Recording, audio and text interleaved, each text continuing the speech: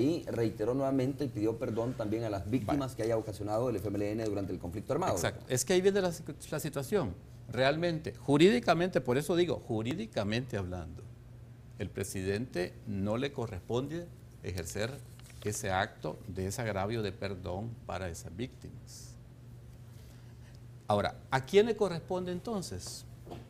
Y yo creo que allí, según lo que usted señala, y parece ser que así fue, que altos dirigentes del FMLN en un acto por separado pidieron perdón. O sea, entonces, ahí como podemos ver si en un momento determinado ese perdón se complementa entre lo que dijo el presidente con el que dijo la dirigencia del FMLN. Entonces, ¿a quién le corresponde entonces pedir perdón? El presidente lo hace con respecto a su responsabilidad estatal y el FMLN tendría que hacerlo con respecto a su responsabilidad como parte de un grupo beligerante que participó en el conflicto armado. Ahora, yo quiero también decir algo. La doctrina del derecho de los derechos humanos ha ido evolucionando con respecto a la responsabilidad estatal, en el sentido de que también no podemos solamente señalar violaciones a derechos humanos por actos cometidos por el Estado a través de funcionarios, autoridades o agentes de autoridad, sino que también la doctrina de los derechos humanos viene desarrollándose en el sentido de que también los llamados sujetos plurales, grupos, organizaciones, también pueden ser violadores de derechos humanos. La gran pregunta es, porque la podemos hacer, bueno, y durante el conflicto armado, la guerrilla violó derechos humanos, bajo el concepto que yo le estoy planteando, a mi juicio, sí hubo violación a derechos humanos. Y quiero decirle algo. ¿Y esas violaciones a los derechos humanos es difícil repararlas o quién tiene la responsabilidad de repararlas? Ese es uno de los problemas, la forma de reparación. Pero yo quiero reforzar esta idea con lo siguiente. Mire, en un conflicto armado interno como el que vivió El Salvador, intervienen otro tipo de organismo internacional que son los convenios de Ginebra.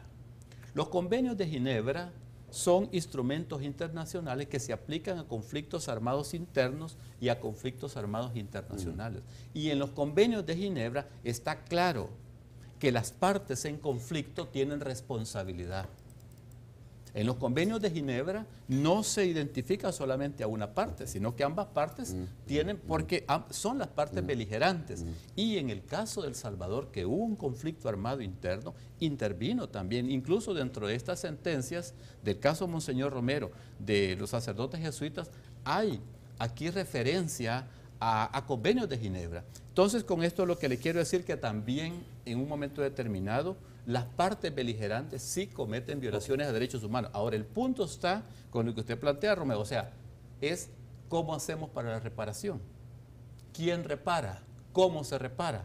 Ese es uno de los grandes problemas que se plantean cuando se tiene que identificar no al Estado, sino que a otros sujetos como violadores de derechos humanos. Bueno, ya pasó la campaña electoral, sí. Ya pasaron las elecciones, ya está en el gobierno del Ejecutivo del FMLN, entonces ya nadie puede decir de que el problema del actual vicepresidente y ministro de Educación con el caso de Mayo Cibirián es campaña en contra de él. Es un hecho histórico, ¿verdad? Ocurrió, independientemente de que alguien en la campaña electoral lo haya querido manipular para favorecer al partido Arena, ¿verdad? O sea, ese hecho ocurrió. Entonces, cuando Salvador Sánchez Serén dice el sábado, en el Cristo de la Paz, en el acto, dice, a todas las víctimas del conflicto, a todos sus familiares, a sus hijos e hijas, el FMLN les pide perdón. Y a todo el pueblo salvadoreño afectado por nuestras acciones militares, nuestra muestra de reparación lo ha constituido estos 18 años de nuestra vida política y electoral.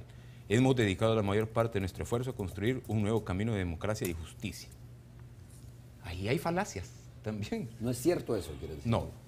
Digo, en el sentido de que se está queriendo presentar esto, ¿verdad? Como el perdón, ¿verdad? Y ya, el cierre del caso y la reparación, su accionar político-electoral. Así lo dice él. No, por favor. O sea, así como le exigimos a los gobernantes anteriores de Arena y al actual gobernante de que hay que buscar más verdad, hay que reconocer el informe de la Comisión de la Verdad, hay que cumplir las recomendaciones de la Comisión de la Verdad, hay que buscar más verdad, hay que individualizar, ¿verdad?, los hechos. Hay que buscar que los perpetradores, los victimarios, le pidan perdón a las víctimas, que las víctimas tengan la posibilidad de decir, sí, perdono. Y eso no hay que hacerlo a nivel global, sino que, insisto, en los municipios, en las localidades donde se rompió el tejido social, eso mismo también tiene que ser Sánchez Serén y el FMLN, ¿verdad? Desde la perspectiva que planteaba el señor procurador, son responsables de graves violaciones de derechos humanos y de violaciones del derecho internacional humanitario.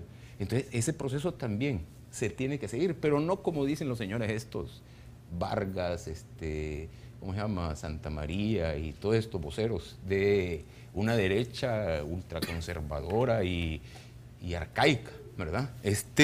No como dicen ellos, de que sea Funes el que pida perdón para todos. No, cada uno según sus responsabilidades. Entonces, no es reparación que yo sea bueno, que yo sea buen político.